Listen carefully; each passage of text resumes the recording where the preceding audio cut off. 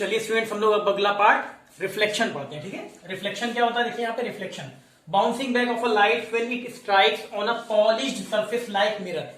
Reflection का मतलब क्या होता है कि किसी पॉलिश सरफेस यानी कि मिरर पे अगर कोई इंसिडेंट आती है, कोई इंसिडेंट रे आती है और उसकी रिफ्लेक्टिंग सरफेस पे टकराती है, उसके बाद वापस लौट जाती है, उसके बाद वापस लौट जाती है, टकरा के बाउंस हो जाती है, उसी को क्या कहते हैं? रिफ्लेक्शन। तो रिफ्लेक्शन का मतलब आप इतना ही बता सकते हैं क्या? Bouncing back of light rays, bouncing back of light rays when it strikes on a polished surface like mirror. हम आपको समझाते हैं। देखिए जैसे हम ले रहे हैं यहाँ पे एक पॉलिश सरफेस ले रहे हैं, ये हमने ले लिया है पॉलिश सरफेस, इसको हम कह सकते हैं मिरर। ये क्या है? मिरर। ये पॉलिश सरफेस है ना। जब कॉपी में आप मिरर दिखाएंगे तो ऐसे ही जो पॉलिश वाला हिस्सा रहेगा, जो पीछे क्या होता है? सिल्वर कोटिंग, जो पीछे पेंट वाला हिस्सा होता है उसको हम ऐसे दिखाते हैं, ऐसे करके। ठीक है, और आगे वाला ऊपर वाला जो सरफेस होता है वो कैसा है? रिफ्लेक्टिंग सरफेस, यानी कि जिसपे हम मुंह देखते हैं, अपना अपना चेहरा देखते हैं, वो वाली साइड को हम क्या बोलते हैं? Reflecting surface. और पीछे वाला जिधर पॉलिश होती है, सिल्वर कोटिंग होती है, वो बैक साइड होती है। ठीक है, उसको हम जब कॉपी पे बनाएंगे या चार्ट पेपर पे बनाएंगे तो पॉलिश वाले हिस्से को ऐसे ही दिखाते हैं जैसे हमने करके दिखाया। ठीक है, चलिए अब यहाँ पे हम आपको रिफ्लेक्शन बता रहे हैं तो क्या होगा? ये मान लीजिए क्या है? ये एक सरफेस है, पॉलिश सरफेस, या कह लीजिए एक मिरर है। ये क्या है? एक मिरर है। अब इस पे किसी लाइट सोर्स से, कहीं से भी, सन से, बल्ब से, कहीं से भी एक लाइट सोर्स, यहाँ पे लाइट सोर्स से, किसी भी लाइट सोर्स से एक लाइट रे आई। ये देखिए हम मान ले रहे हैं ये देखिए एक लाइट रे आई और इस मिरर के रिफ्लेक्टिंग सरफेस से, ये देखिए एक लाइट रे आई और यहाँ पे मिरर के, यहाँ जो मिरर का ये रिफ्लेक्टिंग सरफेस, ऊपर वाला क्या है? रिफ्लेक्टिंग सरफेस, और नीचे वाला पॉलिश वाला, पीछे वाला हिस्सा क्या है? पॉलिश वाला, जिधर सिल्वर कोटिंग है। और ये इंसिडेंट रे आई और यहाँ पे इसके रिफ्लेक्टिंग सरफेस पे टकराई, टकराने के बाद क्या होगा? बाउंसिंग बैक, इसका रिफ्लेक्शन हो जाएगा। टकराने के बाद ये बाउंसिंग बैक हो जाएगी, है ना, ये ऐसे करके ये आई और यहाँ लड़ने के बाद वापस चली गई, टकरा के वापस चली गई। ठीक है, अब यहाँ पे देखिए एक हम लोग इमेजिनरी परपेंडिकुलर लाइन खींचते हैं जिसको नॉर्मल बोलते हैं। ये देख रहे हैं पॉइंट ऑफ इंसिडेंस है, यानी कि ये इंसिडेंट रे जहां पे आई, टकराई जिस पॉइंट पे, उसको बोलते हैं point of incidence, point of incidence. अब यहीं पे इसी पॉइंट पे हम क्या करते हैं? इमेजिनरी परपेंडिकुलर लाइन खींचते हैं, इमेजिनरी परपेंडिकुलर लाइन, जिसको हम बोलते हैं नॉर्मल। तो वैसे देखिए परपेंडिकुलर लाइन ड्रॉ कर ले रहे हैं। परपेंडिकुलर होगी तो बिल्कुल 90 बनाते हुए आएगी, बिल्कुल स्ट्रेट। ठीक है, ये देखिए परपेंडिकुलर लाइन ले ली हमने, इसको क्या बोलेंगे हम? इसको बोलेंगे नॉर्मल। ये जो परपेंडिकुलर लाइन है, परपेंडिकुलर वाली जो लाइन है, डॉटेड लाइन, इसको बोलते हैं नॉर्मल, है ना।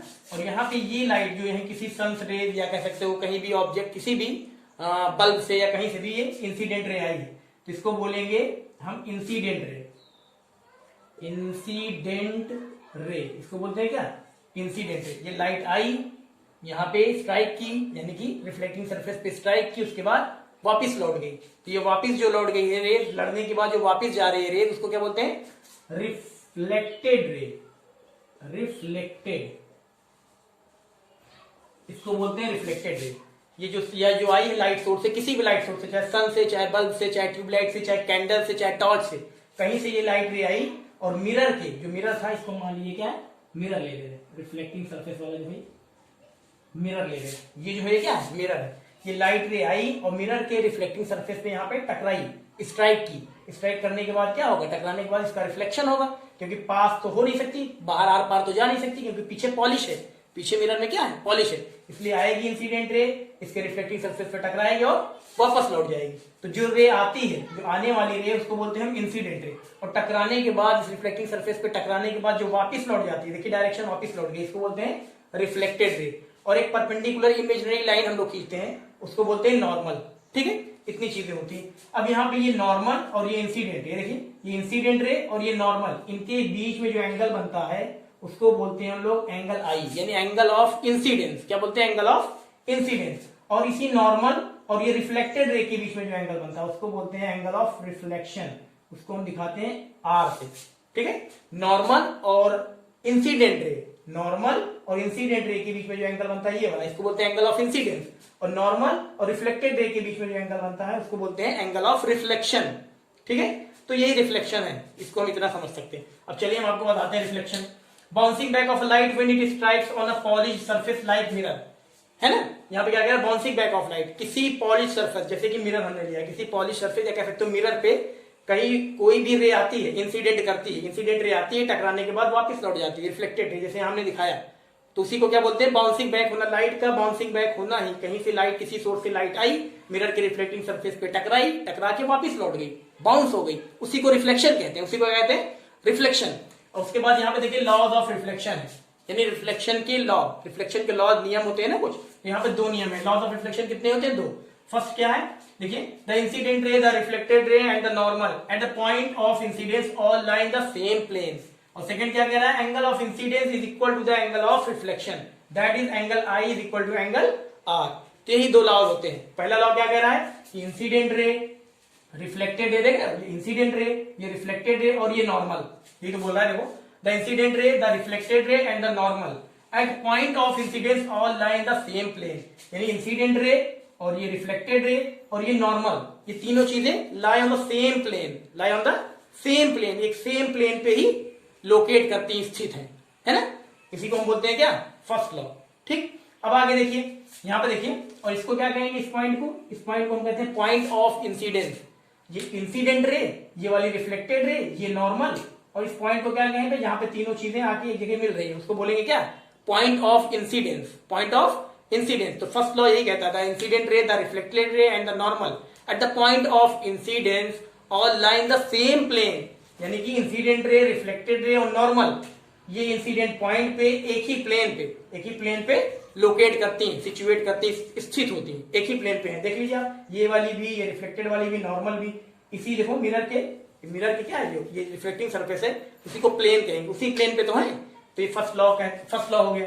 सेकंड वाला क्या है, angle of incidence is equal to the angle of reflection, यानी कि angle I is equal to angle are.